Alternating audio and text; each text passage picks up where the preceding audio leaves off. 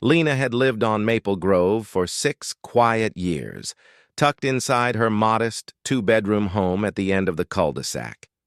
Life wasn't perfect. Her marriage had dissolved 2 winters ago, and most of her friends had slowly drifted away. But she had Max. The German Shepherd wasn't just a dog. He was her anchor, her shadow, the only creature who seemed to understand the silence that had settled in her life. When Karen moved in across the street that spring, Lena had tried to be welcoming, a wave, a cautious smile. But Karen's eyes, sharp and searching, always seemed to linger not on Lena, but on Max. The first complaint came only a week later. One evening, Lena opened her door to find Karen standing stiffly on the porch, her manicured nails tapping against the HOA pamphlet in her hand. "Your dog," Karen said flatly, "barks too much." "Some of us actually work from home," Lena forced a polite smile. "He barks when strangers walk by." "That's—" What dogs do? Karen's lips curled into something that wasn't quite a smile. "Well, good neighbors don't let animals disturb the peace." At first, Lena brushed it off. But soon the pattern grew impossible to ignore. Karen appeared at odd hours, sometimes standing on the sidewalk, arms crossed, staring at Max through the fence. Other times she muttered to passing neighbors, gesturing toward Lena's yard as if rallying support. The more Karen obsessed, the more defensive Max became. His deep bark echoed late into the evenings, his instincts sharpened by her constant presence. Lena began to feel trapped inside her own home, blinds drawn, waiting for the next knock on the door. She told herself it was just neighborly tension, that it would pass. But one night, she caught Karen's silhouette at the edge of her yard, still and watching. And in that moment, Lena understood. This wasn't about barking anymore. It was about control. At first, Lena thought she was imagining it. The subtle shift in the air whenever she walked Max around the cul-de-sac. Neighbors who once smiled or stopped to chat now avoided her eyes, their steps quickening as if passing a stranger. It didn't take long to understand why. Karen had found her stage. During HOA meetings, she stood tall and righteous, describing Max as aggressive and unpredictable. She recounted exaggerated stories of him lunging at children, of his bark terrifying the elderly couple next door. The lies seeped into conversations over backyard fences, into text threads between neighbors. One by one, Lena felt the warmth of her community turn cold. The isolation stung more than she expected. Walking Max past trimmed hedges and manicured lawns, she felt eyes on her, curtains shifting, whispers breaking out just as she passed. The neighborhood wasn't hers anymore, it was Karen's. One afternoon, Lena found Karen waiting near the mailbox, her arms crossed like a sentinel. "You're poisoning this street with that beast," Karen snapped, voice low but sharp. Lena's jaw tightened. "Max has never hurt anyone. You're lying to people, and you know it." For the first time, Karen's expression faltered. Her eyes flickered with something raw, fear or maybe memory. "My son was mauled when he was 12, she hissed, the words spilling out uninvited. "Do you know what it's like to scrub blood out of carpet?" To hear him scream every night for years. The air between them froze. For a moment, Lena saw not a tyrant, but a woman carrying scars. But then Karen's voice hardened again, snapping the moment in half. "Your dog will go." One way or another, Max, sensing the tension, growled low, pulling against the leash. Karen didn't flinch.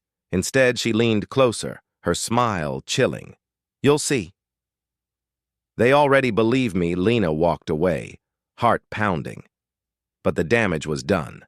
Karen had sown the seed, and the neighborhood was turning against her.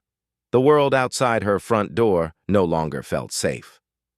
That night, as Lena lay awake listening to Max's steady breathing, a new fear rooted itself. If the HOA believed Karen's stories, she could lose the only companion she had left.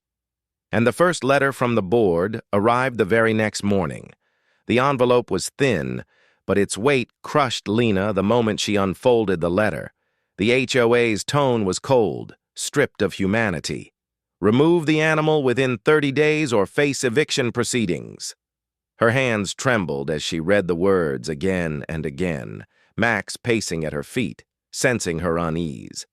It wasn't just a warning, it was a sentence. She spent the night at her kitchen table, papers spread out, laptop glowing with legal forums and state statutes. The deeper she dug, the clearer it became. Karen's fingerprints were everywhere. She sat on 2 subcommittees, chaired the HOA's compliance board, and had the president's ear. What should have been checks and balances had become Karen's personal weapon. By morning, Lena drove into town, clutching the letter as if it might burn her fingers. The attorney she met, a weary man with coffee stains on his tie, listened with tired patience.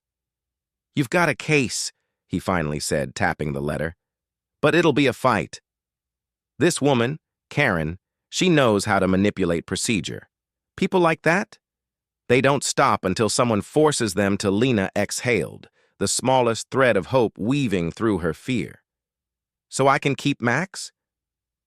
"For now," he said. "But brace yourself. She'll escalate." He was right. That evening, Lena returned home to find something waiting on her porch. Not an official letter, not typed words.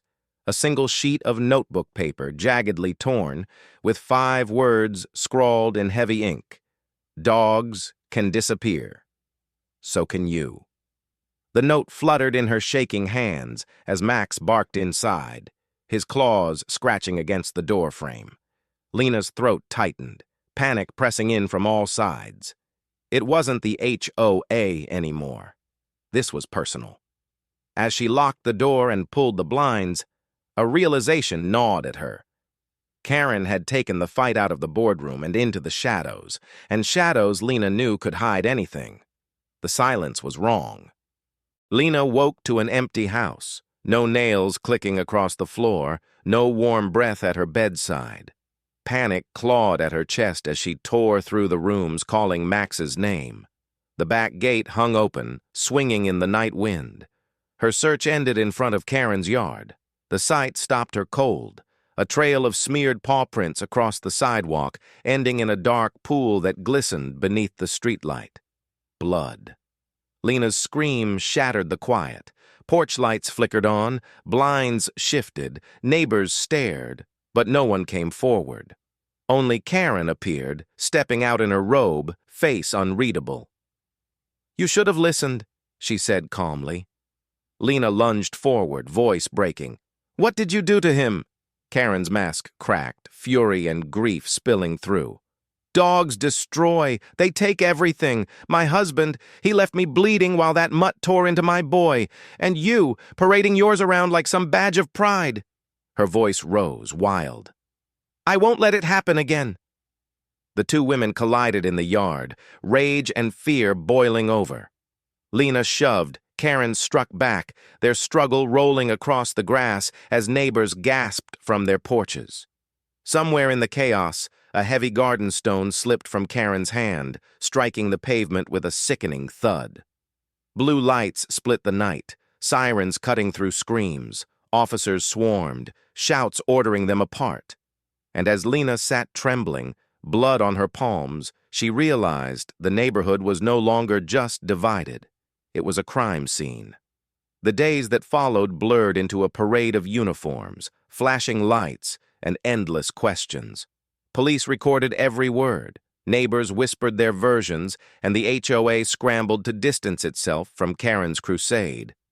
Lena, her hands still raw from the struggle, sat across from detectives, voice trembling. She wanted control. Not just over me. Over everything, some neighbors defended Karen, citing her grief. Others admitted they'd believed her lies. The testimonies painted a fractured portrait, a woman consumed by fear, and another fighting to keep the only family she had left. Then came the discovery. Max, injured but alive, found hiding beneath Lena's shed, bloodied yet breathing. His survival became the story's cruel twist, proof of loyalty stronger than violence. Karen faced charges, Lena faced scars, and Maple Grove was left with a warning etched in concrete. When power turns to obsession, even quiet streets can become battlegrounds.